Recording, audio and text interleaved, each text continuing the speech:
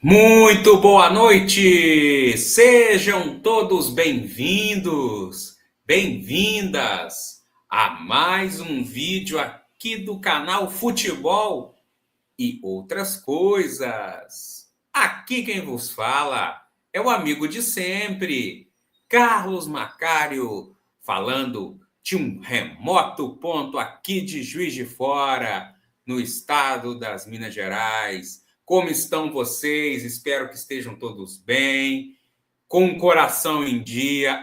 Galera, que teste para cardíaco esse último jogo da seleção.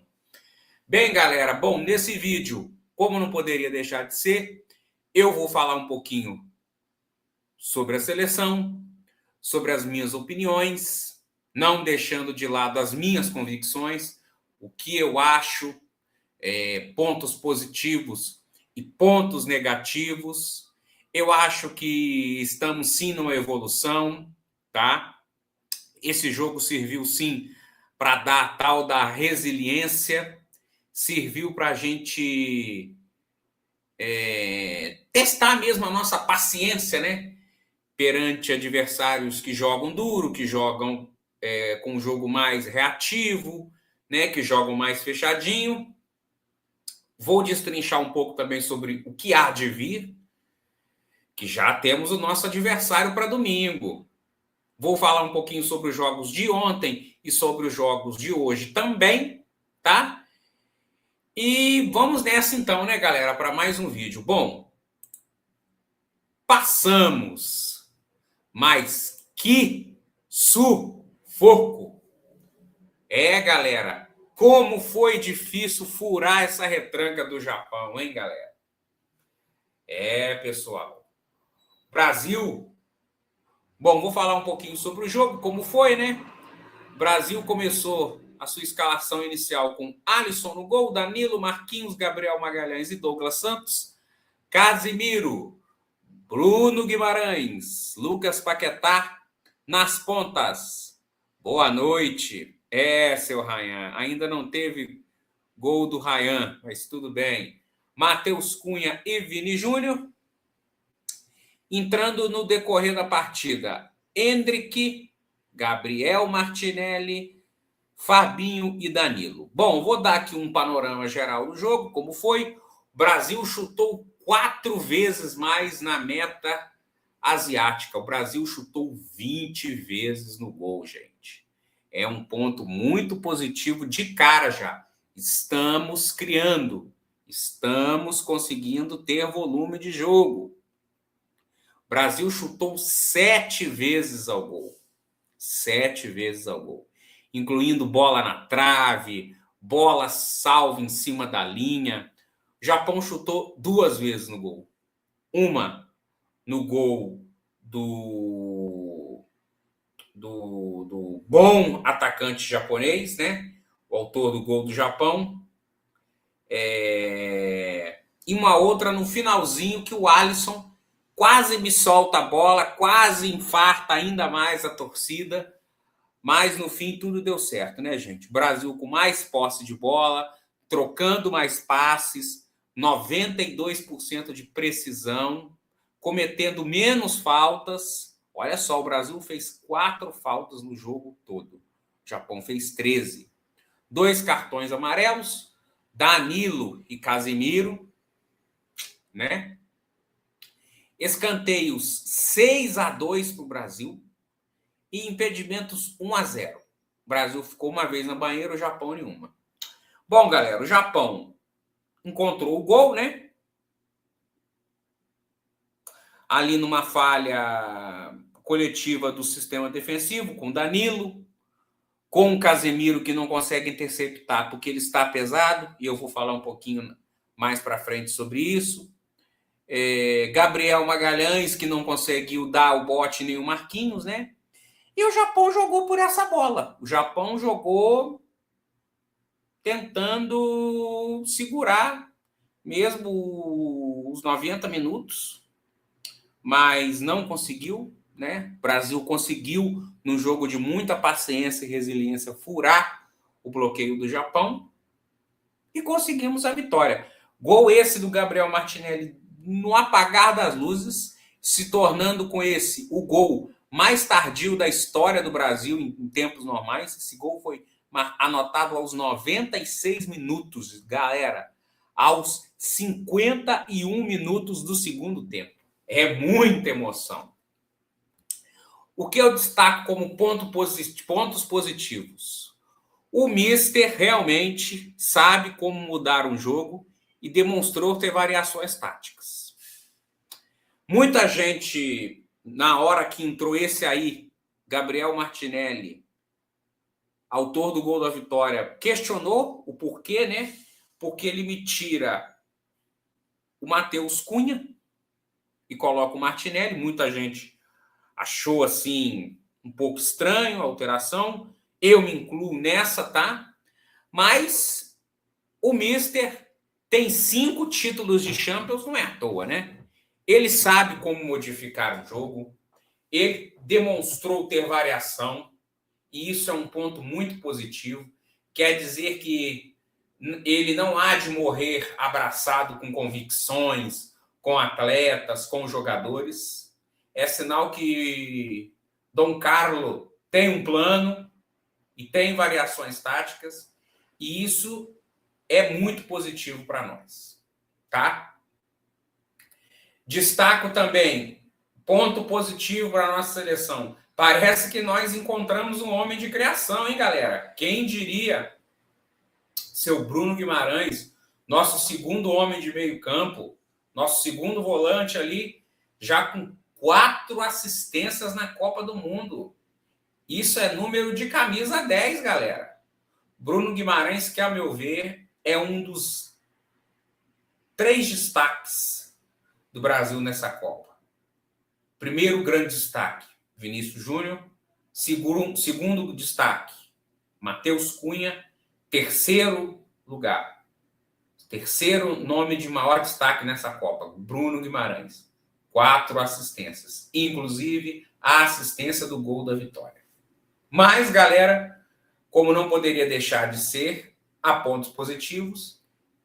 Pontos positivos também, jogadores chamando a responsabilidade para si. Vinícius Júnior tentando partir para cima. Ele quase me faz nesse lance aí um gol que com certeza ia concorrer ao prêmio Puskás. Ele dá uma caneta linda no jogador japonês e parte para cima. E o Suzuki, com a pontinha do dedo, salva, impede o que seria um gol antológico do Vinícius Júnior. Gabriel Magalhães, que foi o autor da primeira assistência para o gol de empate do Casemiro, tá? É um outro ponto que eu destaco dessa seleção. Gabriel Magalhães também vem se destacando, fazendo uma Copa muito sólida, tá? Mas, galera, aqui eu não sou uma pessoa de ficar vivendo de oba-oba. Precisamos comentar aqui. Pontos negativos. Lesão na coxa do Paquetá, né? Ele sentiu, logo no primeiro minuto de jogo, tentou ficar no jogo, mas pediu para sair no intervalo. E é uma lesão um pouco delicada. Ele já está vetado para o jogo de domingo, tá? E assim, querendo ou não, é um nome forte ali no nosso meio-campo, né? É um nome criativo, um nome pensante. Não sei o que Carlo Ancelotti tem na manga para tentar surpreender os nórdicos domingo. Não sei se ele vem com Douglas, com o Danilo. Não sei, galera, mas é um dado que preocupa aí a lesão do Paquetá. Bom, e esse aqui na foto. Ainda assim, ainda fazendo o gol de empate, ao meu ver, eu não sou pessoa de fugir das minhas convicções. Reafirmo o que digo. O Casemiro não calou a minha boca, tá? E é uma opinião um pouco forte que eu estou dando. Eu não devo desculpas a ele e acho que nenhum de vocês, porque o Casemiro, ao meu ver, falha no primeiro gol. Casemiro não está bem. Casemiro errou passes no primeiro tempo, tá? Casimiro está pesado. O Casimiro não vem fazendo uma boa Copa, gente. Essa é a realidade. Fabinho vem entrando e vem entrando melhor que ele no decorrer das partidas. O Casimiro fez o gol de empate? Ele fez o gol de empate. Mas, pessoal, não apaga até ali a partida ruim que ele vinha fazendo. E a Copa não boa que ele não está desenvolvendo, gente. É um fato para a gente se preocupar aí. Se a gente pegar uma seleção com ataque rápido, com ataque envolvente e resolver jogar em cima do Casemiro, a gente vai ter problemas, tá? O setor defensivo do Brasil demonstrou algumas falhas, dando espaços para contra-ataque. Escutem bem isso. Seleções que tocam a bola rápido podem sim gerar problemas para o Brasil, galera. O Casemiro fez o gol, mas não apaga, para mim, a má atuação dele e a má Copa do Mundo que ele tem feito até então, tá? Então, gente, fazendo um panorama geral, Brasil venceu, mostrou resiliência, mostrou inteligência, tática, técnica, tá? O Brasil demonstrou que pode se enxergar contra todos os prognósticos e ir avançando de fase, tá? O Brasil pode fazer jogos de igual para igual com seleções do mundo afora, porque estamos tendo variações táticas, estamos tendo jogadores que estão chamando a responsabilidade para si. Isso é ótimo, porque a gente vivia cobrando isso do Vinícius Júnior e ele está fazendo, tá? Ele está chamando a responsa para si, ele está tentando, mas eu vi em alguns momentos algum desespero também, bolas levantadas na área para nada, tá? E alguns espaços para contra-ataques, tá? Sobretudo em cima do Casemiro, tá? Essa é a minha opinião. Brasil entra sim para a briga do título, mas temos pontos negativos ainda a serem vistos, tá? Galera, o dia também ontem foi marcado por zebras. Bom, a Alemanha decepciona mais uma vez. Desde 2014, quando aplicou o famoso sonoro 7-1 sobre nós, a Alemanha vem sofrendo. 2018 ficou na fase de grupos. 2022 também ficou na fase de grupos. 2026 eliminada na fase de 16 avos. Bom, galera, eu também não vou me omitir, não vou prestigiar uma atuação como a do Paraguai, que ficou 2 horas na defesa. Ah, mas é o Paraguai, é o estilo de jogo deles. Pessoal, é um futebol burocrático, tá? Que visa apenas contra-ataques quando se tem uma bola e algumas bolas aéreas. O gol do Paraguai, inclusive, saiu num gol de cabeça do Inciso, tá? Mas a Alemanha também não fez por merecer, gente. A Alemanha definitivamente não entrou nessa Copa com uma boa safra, tá? Eu acho que a Alemanha vive de ciclos, tá? Eu estava, inclusive, comentando com a minha grande amiga Adriana, que, por sinal, minha querida, um abraço caloroso para você. A Alemanha vive de ciclos. E a Alemanha bate como se fosse um ápice, né? Por exemplo, 1974, a Alemanha chegou com uma grande geração, que era a base do Bayern, Paul Breitner, Beckenbauer, Gerd Müller, Sepp Maier. 1990, uma outra grande geração, com Milgner no gol, com Andreas Bremer, com Lothar Matthaus, que era um grande jogador, um grande meio-campo, Ruud Voller, Jürgen Klinsmann. Penou durante alguns anos, até conseguiu chegar numa final em 2002, mas perdeu para a gente. E a Alemanha foi montando a seleção de 2014 a partir do desempenho da derrota de 2002. A Alemanha começa com o close de 2002, vem em 2006 com Schweinsteiger e Philipp Lahm. 2010 entram Neuer, Hummels, Toni Kroos,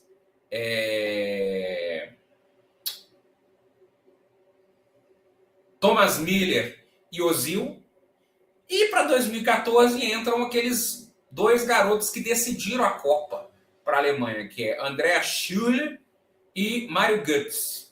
Mas, galera, desde então a Alemanha parece que atingiu um ápice e não está mais conseguindo. Apesar de ainda ter bons nomes, como o próprio Havertz, que fez o gol de empate ontem, como o Joshua Kimmich, que é um grandíssimo jogador, meio campo lateral completo, padrão Bayern.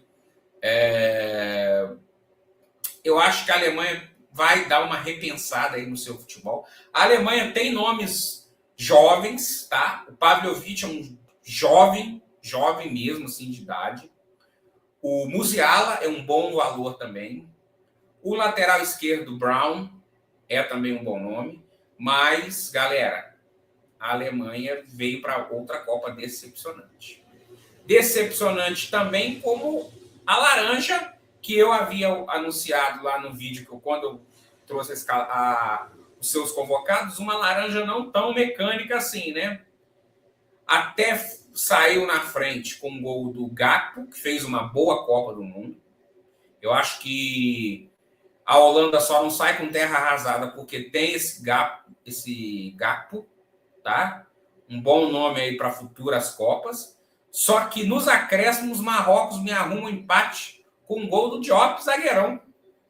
Galera, seleção marroquina, a gente não empatou com uma seleção qualquer. A seleção marroquina é, sim, de fato, uma excelente seleção, muito bem armada, muito bem montada.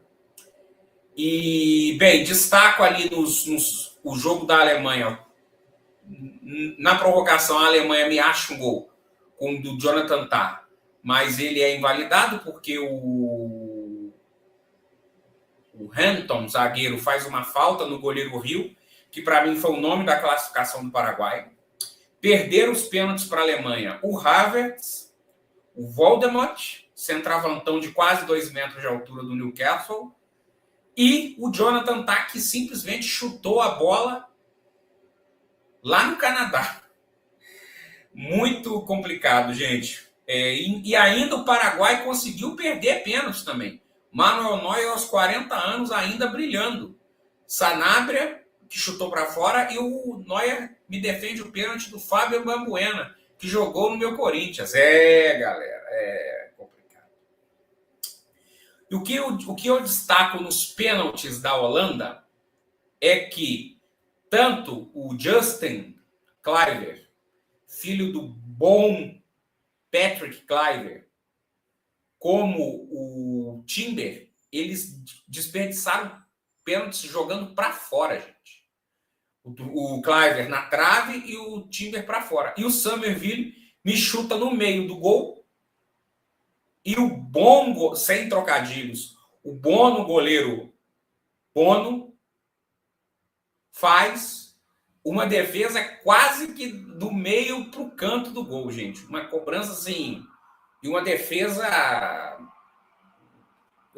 algo que eu nunca tinha visto antes no futebol. Uma defesa de meio de pênalti quase no canto. Mas são duas seleções, duas potências que já são eliminadas da 16 avos. A Copa aprontando das suas, tá? Mas bem, gente, continuando, o que vem por aí? Meus amigos, o que vem por aí são eles, os Vikings, a seleção norueguesa. Galera, Noruega hoje que venceu a boa seleção da Costa do Marfim por 2-1. Noruega abre o placar com um gol desse camisa 20, esse bom ponta esquerda, o Nusa. A Costa do Marfim empata com o Diallo. E a Noruega vai buscar a vitória com esse aí, ó. Mais uma vez o cometa caindo na Copa, gente. Erling Haaland. Bem, galera, domingo tem Brasil e Noruega. O que vem por aí? O que eu destaco? Quais são os pontos fortes da seleção norueguesa? De cara, Erling Haaland, excelente no jogo aéreo, forte fisicamente e muito eficiente dentro da área. Se receber espaço, decide partidas. E é bom a gente ficar de olho. Seu Casemiro, seu Marquinhos, seu Danilo, Gabriel Magalhães, que já conhece o Haaland. Esse aqui, ó, Odegaard, camisa 10, cérebro do time, um excelente meio-campista que atua no Arsenal.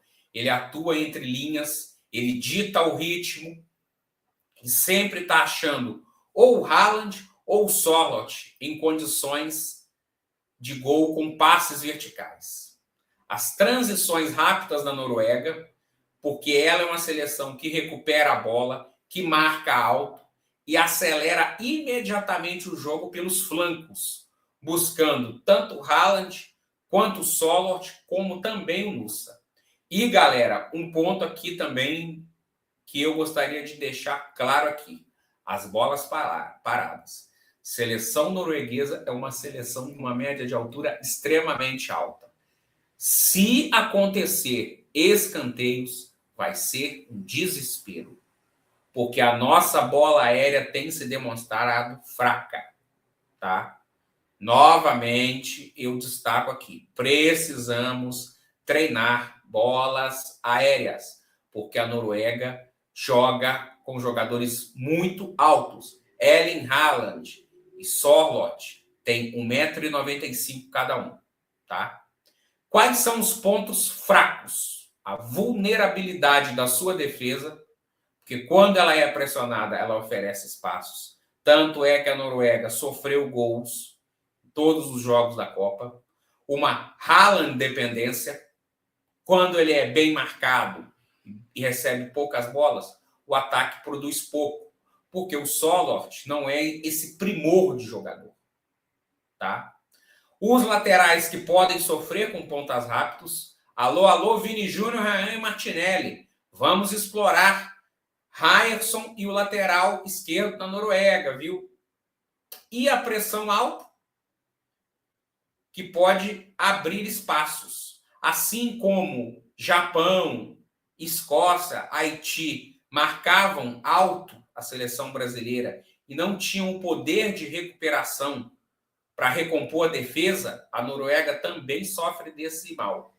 A Noruega marca alto, marca lá na saída de campo, lá na saída de gol, tá? Tanto que o Haaland marca um gol nessa Copa, recuperando uma bola do goleiro. Só que essa pressão alta deixa espaços. E o Brasil pode escapar das linhas de marcação tendo campo para atacar, tá? Então, galera, o que eu prevejo? Um jogo físico, um jogo bem difícil, tá? Mas eu acredito na vitória do Brasil. Ali 1-0, um 2-0 ou até um 2-1, tá? Este é o meu prognóstico para o jogo. Brasil vence, mas precisamos ficar de olho, sobretudo em Odegaard, em Nusa e Haaland, tá? Galera, o que mais aconteceu hoje?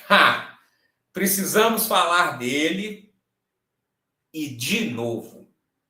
Galera, o que dizer de Kylian Mbappé? O que dizer dessa seleção da França? Pessoal, uma atuação nojenta, assim, no bom sentido, uma atuação soberba e soberana da seleção Le Bleu. A seleção da França hoje simplesmente atropelou a Suécia. 3-0, 2 gols dele, um outro de Barcola. Ele, Mbappé, chega ao 6º gol em Copas do Mundo. Ele empata com o Messi nessa edição e ele vai a 18 18 gols em Copas do Mundo. Hoje ele se tornou o jogador com mais gols em mata-mata, superando simplesmente o nosso grande e, para mim, injustiçado, esquecido da história, Leônidas da Silva e Ronaldo Fenômeno. Tá? Kylian Mbappé chega ao seu 12º gol em mata-matas e a 18 gols em Copa do Mundo, chamando na seta Lionel Messi. Galera, eu não esperava, mas pelo andar da carruagem, o Mbappé já vai bater o recorde do Messi nessa Copa. Ele tende a atingir 20 gols em Copas do Mundo. Gente, é assim, assombroso como Kylian Mbappé e Copa do Mundo combinam. Ele chega já nessa Copa 6 gols, ele tem 8 gols em 2022, sendo um hat-trick em final de Copas, e outros 4 gols em 2018, quando ele já inicia-se campeão. Então, são 18 gols em Copas. Uma coisa absurda, tá? Eu acho que Kylian Mbappé e Copa do Mundo foram feitos um para o outro. Kylian Mbappé, que é campeão e vice, e acha que esse ano ele não vai fugir disso. A França vai chegar na final. A França tem tudo para passar por cima do Paraguai. E me desculpem vocês que estão torcendo para a seleção paraguaia, mas a França, com esse quarteto, com Kylian Mbappé, com Ousmane Dembélé, com Désiré Doué, com Olise, que fez outro jogo simplesmente absurdo, e ainda tendo no banco Marcos Thuram, Cherki. Gente, é uma seleção muito forte. Galera, o Igor Rodrigues, da Cazé TV, fez um comentário que eu corroboro com ele. Gente, a França é insaciável. Parece que quando a França marca o primeiro gol, ela já busca o segundo, o terceiro, e ela é imparável. E parece que ela faz o gol a hora que quer e quando quer. Por quê? A França desempenha o que hoje demanda o futebol: velocidade, força física, transições rápidas e frieza na hora de fazer os gols. Gente, é brincadeira como Kylian Mbappé tem um poder de decisão rápido e um poder de frieza diante do goleiro. Ele faz parecer ser fácil, galera. É a história sendo feita diante dos nossos olhos. Esse jovem francês é, sim, um senhor jogador de bola. Pode ter problemas de vestiário, pode ter problemas de ego, mas, gente, nós estamos falando de um jogador geracional e que vai pulverizar recordes atrás de recordes, tá? Como ficou o chaveamento? Bom, nós vamos ter França e Paraguai, tá? Em uma oitava de final. Numa outra oitava de final, nós vamos ter Canadá e Marrocos. Aqui nós vamos ter, do outro lado da chave, Brasil e Noruega. E aí nós vamos aguardar aqui, ó, quem vem? México, Equador, Inglaterra, Congo. Bom, gente, eu tô apostando no Congo, tá? Tô apostando no Congo. Tô apostando na Inglaterra, perdão, desculpa. Gente, eu acho que passa Inglaterra e nós vamos repetir as quartas de final de 2002. Sinais? Quem sabe? Galera, México e Equador se enfrentam agora, estão se enfrentando agora, daqui a pouquinho eu passo para vocês o placar. Aí, numa outra perna aqui, tem Argentina e Cabo Verde, a qual deve passar a Argentina. Aqui eu acho que ela vai fazer um jogo bem difícil contra o Egito. Suíça e Argélia, um jogo muito franco, assim como Colômbia e Gana, mas para mim passa Colômbia. e passa a Suíça. Então teremos nos confrontos, já definido Paraguai e França, Canadá e Marrocos. Ao meu ver, nós vamos ter um excepcional Portugal e Espanha numa oitava de final, um jogo duríssimo, o clássico ali da Península Ibérica. E, ao meu ver, Estados Unidos e Senegal. Galera, esse jogo aqui é para a gente olhar. Esse jogo aqui é para a gente observar, tá? É para a gente olhar esse Bélgica e Senegal aqui. Eu acredito que a seleção belga não vem num bom momento. E eu acho que Senegal vai surpreender, tá? Então nós podemos ter aqui, isso eu que estou no meu carlômetro, tá? Teremos Alemanha, teremos Paraguai e França, Canadá e Marrocos, Portugal e Espanha, Estados Unidos e Senegal, Brasil e Noruega, México e Inglaterra, Argentina e Egito, Colômbia e Suíça. E aí a gente vê mais para frente o que dá. Mas, ao meu ver, nada a não ser a Espanha tira a França de uma final, tá? Eu acho que a França vem com tudo, vem novamente brigando, vem desempenhando um futebol excepcional. É a tradução e a síntese do futebol moderno, rápido, veloz e de boas transições, tá? E é franca favorita a chegar na decisão novamente. Terceira final seguida para a seleção francesa, repetindo o feito do Brasil, 94, 98, 2002. Tá bom, galera? E o que vem amanhã? Amanhã nós temos, à 13h, o English Team tentando vencer a boa seleção do Congo. Ao meu ver, às 17h, o jogo do dia, Bélgica e Senegal. E eu estou aqui acreditando numa... Não vou falar surpresa, porque a seleção senegalesa é bem arrumada, tem bons nomes, tem o Mendy, tem o Koulibaly, tem Sadio Mané. Olha, galera, a Bélgica não vem num bom momento. Eu acho que Senegal vai surpreender a Bélgica amanhã, hein? Mas é só um palpite. E às 21h, os Estados Unidos fazendo uma grande campanha surpreendente nessa Copa, pegando a Bósnia e Herzegovina, tá bom, galera? E no mais é isso, galera. Eu queria agradecer vocês a audiência, a participação de vocês. Vocês têm sido fundamentais para mim na história deste canal, tá? Hoje, no momento do abraço, vou deixar um abraço aqui para minha grande amiga Jaqueline Beluso e para o filho dela, o Luca, que fez uma cirurgia. Graças a Deus já está bem. Um beijo para vocês todos aí. Um abraço para o meu grande amigo Arthur.